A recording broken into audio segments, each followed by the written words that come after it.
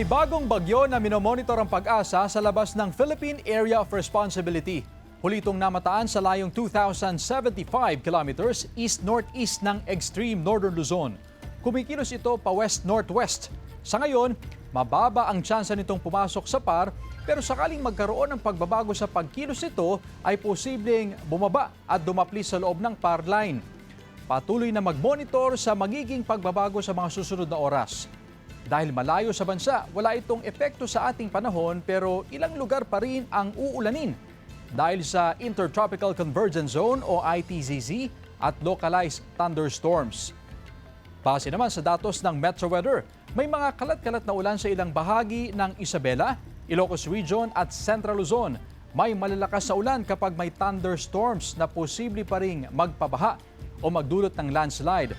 Posible rin ang ulan sa iba pang bahagi ng bansa.